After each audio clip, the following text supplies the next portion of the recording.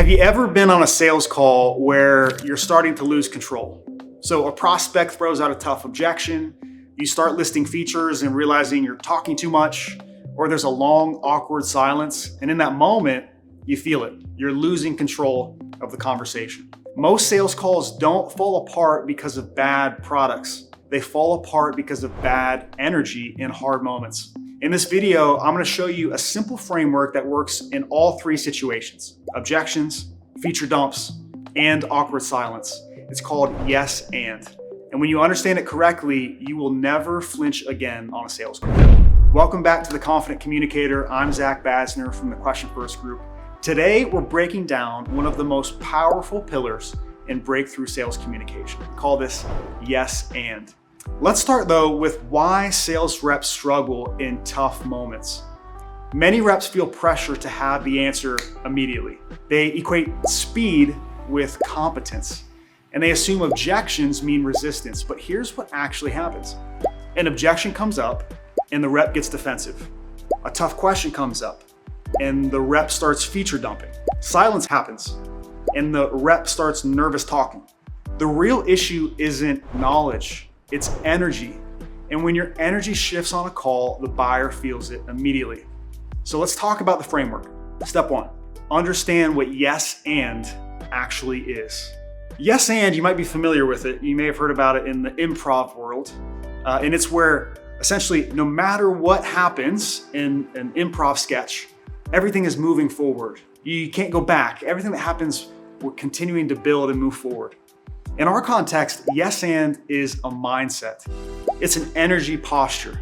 So you acknowledge what was said and then you build forward. Buyers want to feel heard before they move forward. And momentum beats defensiveness every single time. But most reps accidentally say something like, yeah, but, and the moment you say but, the buyer feels dismissed. Instead, you want to acknowledge reality and then guide the conversation forward. And the structure is simple.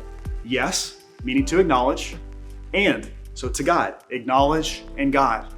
Step two, use yes and during objections. So imagine the buyer says, your price is way too high. Most reps respond by defending or justifying or discounting.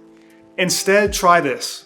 That's a fair concern. And when clients say that, it's usually because they're comparing it with something else. So can we look at what this problem is actually costing you right now? Now, notice what just happened. You didn't flinch. You didn't defend. You redirected the conversation to impact. Step three, use yes and to stop the feature dump.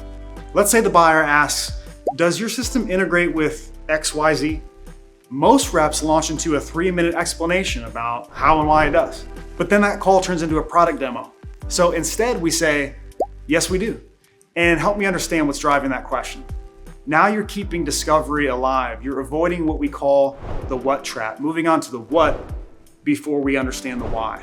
And you're protecting your positioning.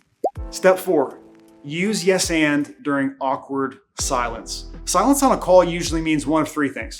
They're thinking, they're uncertain, or they're processing something important. But most reps panic. They feel like they need to start filling the silence. They backtrack.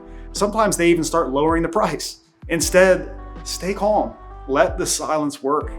And then say something like, sounds like you're thinking through something. What's coming up for you? You've acknowledged the moment and you guide the conversation forward.